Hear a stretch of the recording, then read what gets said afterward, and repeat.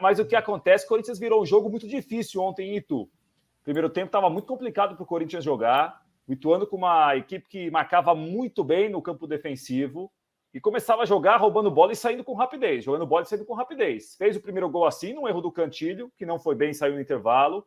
Estava fazendo o segundo gol assim, Moura. E esse lance do gol anulado do Roberto é um lance que é importante para o jogo.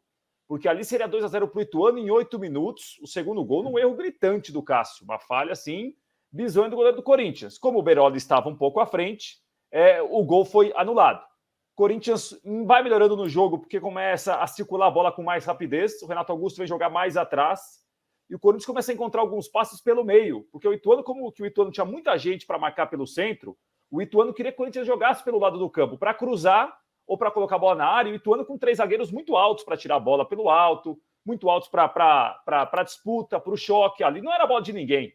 Ali era a bola dos zagueiros do Ituano. E o Corinthians empatou o jogo no lance já que o Paulinho aparece como centroavante, porque o Paulinho começou. O Paulinho, como meio-campista em Itu, foi muito discreto. Como atacante, ele foi bem. Porque ele entrou numa posição que seria do Jô, o Jô saiu da área e ele sofreu o pênalti. O Fábio Santos empata o jogo. Mesmo assim, no primeiro tempo ainda, o Ituano faz o segundo. Vai para o vestiário, Ituano 2, Corinthians 1. Aí, Moura, alterações do Lázaro deram resultado. Fernando Lázaro, técnico interino do Corinthians. O Juliano empata no primeiro toque na bola dele, porque o Roger Guedes cresceu no segundo tempo, o Juliano entrou bem, Renato Augusto fez jogar de camisa 5 e o Paulinho virou um atacante. O Paulinho muitas vezes era mais centroavante que o Jô. O Jô muitas vezes recuava para o Paulinho entrar como atacante. E o Paulinho quase virou o jogo numa jogada, inclusive, com o Jô, e depois, de cabeça, no primeiro toque do Gabriel Pereira na bola, o Paulinho virou o jogo. Então o Corinthians foi premiado ontem por um segundo tempo muito bom, depois de um primeiro tempo abaixo. O Ituano foi melhor. Então acho que pelas circunstâncias, pelo gol do Paulinho, pelo Paulinho aparecer muito como atacante, foi uma vitória importante, Moura. Foi uma vitória difícil contra um time que é organizado, que não tinha perdido ainda no Paulista, que estava fazendo um primeiro tempo, marcando muito bem, anulando o Corinthians. Segundo tempo, o Ituano, a coisa desandou muito, o jogo saiu do controle do time de Itu e o Corinthians cresceu. Coletivamente cresceu, circulou a bola mais rápido, conseguiu colocar mais gente no campo de ataque e parou de tomar contra-ataque. Aí, de tanto insistir, de tanto pressionar, o Corinthians virou o jogo ontem merecidamente. Aliás, Prats, isso é uma coisa que deve se repetir a temporada inteira, né? Quando o Corinthians precisar do placar, cruzamento no segundo tempo com o Paulinho na área, porque eu tenho muito viva na memória o jogo da primeira rodada contra a Ferroviária, que era para o Corinthians ter ganhado aquele jogo por causa de 3 disputas aéreas vencidas pelo Paulinho. Em uma ele desvia, alguém na segunda trave perde o gol, outra ele desvia direto para o gol, na outra ele só ajeita para alguém de trás chutar, enfim. Parece que quando precisa, todo time, né, Pratos? Quase todo time no mundo, ou muitos deles, vão para a bola aérea no fim do jogo, né? Vão para o cruzamento. O Corinthians já parece que já vai fazer isso um pouco antes do momento de desespero e com o Paulinho lá na grande área. Ontem foi espetacular a entrada dele para fazer esse gol. Aliás, Paulinho é nosso tema aqui ainda, né, Gabriel? Desculpe, sim.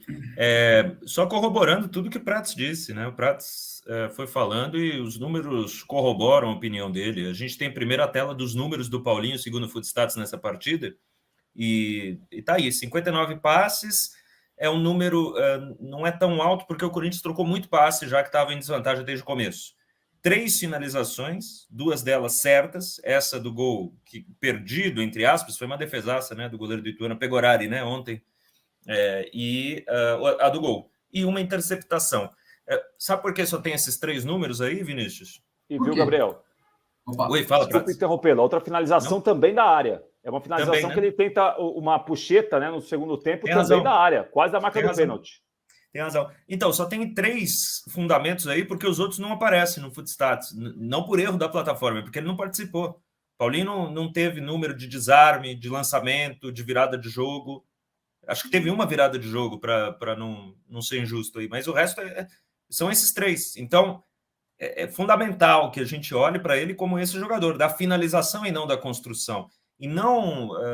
e assim, eu falo isso para que a gente entenda que para ele ter esse número de finalização, precisa de criação, né? Não vai dar para colocar o Paulinho de 5, não vai dar para colocar um Paulinho sem ser municiado por outros. Porque parece, nesse momento, de novo, tudo muito cedo, mas a gente tem acompanhado a carreira do Paulinho, tem visto o caminho dele. Parece que é um jogador da finalização hoje. Então, muito mais para um, sei lá, um ponta de lança hoje, né? Um 10 que chega na área do que um 8 de construção. E na sequência a gente tem o mapa de calor do Paulinho, todos os toques que ele deu na bola nessa partida. Tá aí também o que disse o Prats.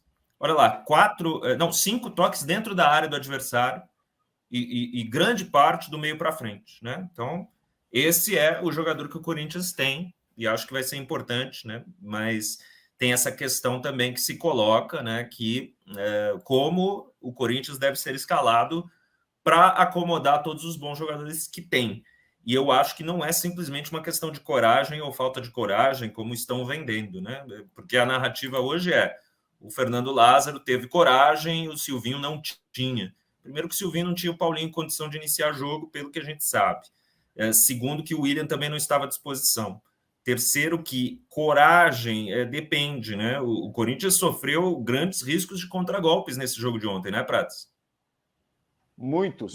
No primeiro tempo, então, sofreu muita. O primeiro tempo ter ficado 2-1 para o Ituano, poderia ter ficado pelo menos 3-1. O Ituano poderia ter feito um gol a mais. Segundo tempo, não. O Ituano não conseguiu sair porque a pressão do Corinthians melhorou também.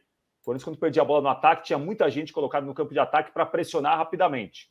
Mas no primeiro tempo, o Corinthians sofreu ontem em Itu. E só nessa também, ó, é o que o Antonângelo pergunta, né?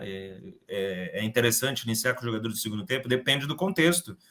Você iniciar com esse jogador significa que o Renato Augusto tem que construir e marcar. O Renato Augusto não vai estar perto do gol, porque se ele está. Quem é que constrói, né? Ele e o Juliano mais para trás.